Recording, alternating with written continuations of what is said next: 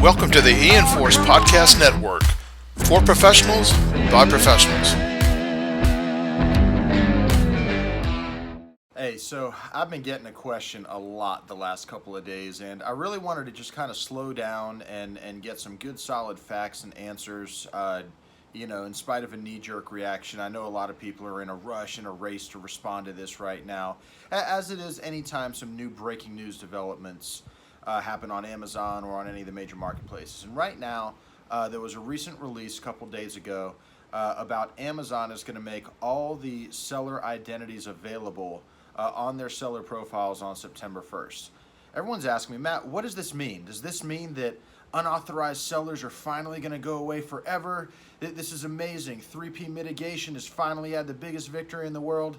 Honestly, I don't see any of those things happening. For one, Amazon makes the majority of its global revenues out of every single thing the light touches that they own off of 3P sellers. And having multiple sellers competing over a SKU does several major things that really are a part of their DNA. It enables virtually unlimited inventory. It enables strategic and multiple forms of shipping all over the place. And it also opens up the door for price competition so that they're getting the lowest pricing on verified, genuine products all over the place. So what's this for? This is to protect the public from counterfeiters. This is to make it more difficult for product counterfeiters to be able to list their products. And it's actually a project Amazon's been doing globally for years. And to give an example, Amazon Mexico, MX, they've had data on hundreds of thousands of seller IDs that are North American Amazon US sellers for years. A lot of brand protection companies, monitoring companies, we've all had access to this data for a really, really, really long time and played off of that. But here's something that we've learned.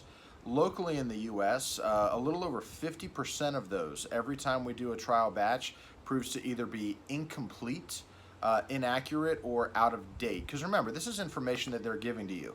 Amazon seller businesses are some of the hottest commodities on the market right now. So they're sold, traded, merged, all this type of stuff. And that information, at least in the way it's been done in the foreign markets, is not getting updated.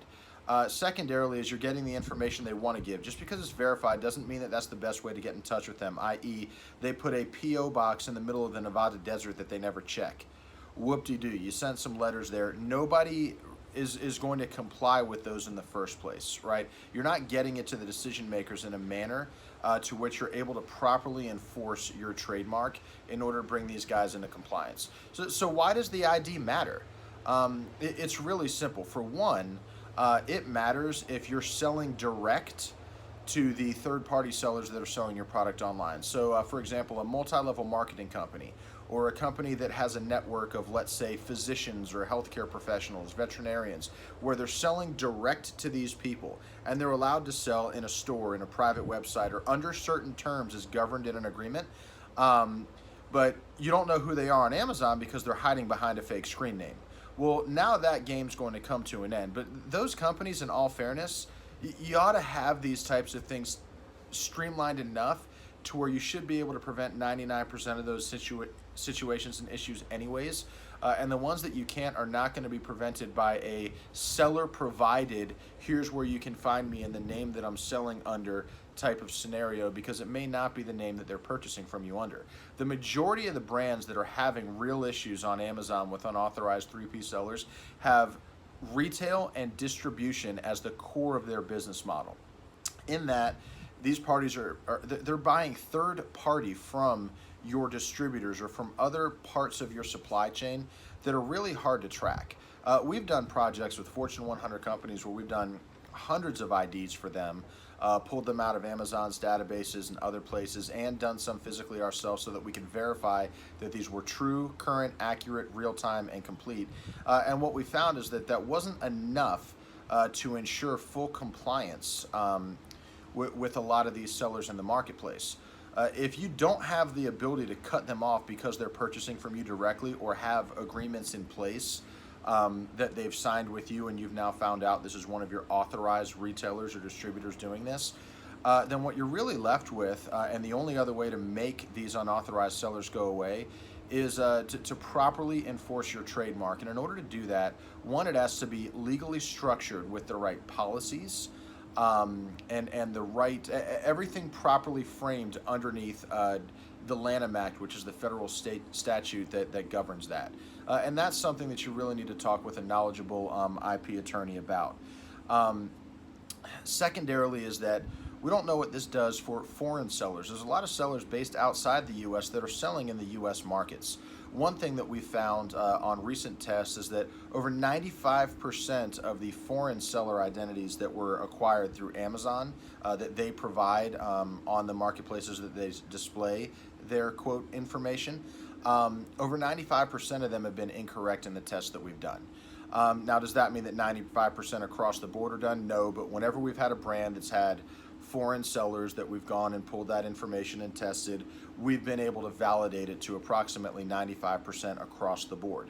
I don't know how those numbers are going to sway or shift when it's listed in the U.S., but do understand that foreign sellers are not obligated in any way, shape, or form to comply with U.S. civil trademark demands.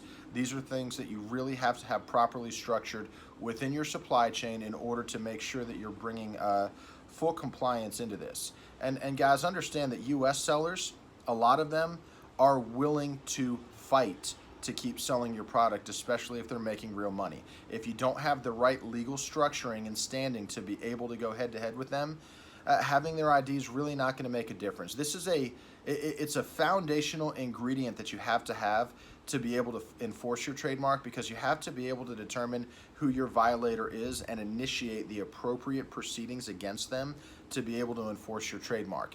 But it's not the end-all be-all. But to be honest, it's going to be a huge step, and it's going to do a lot to protect the public from illegal product counterfeiters, which are a tremendous harm and risk to both the end user and the brands that they're knocking off.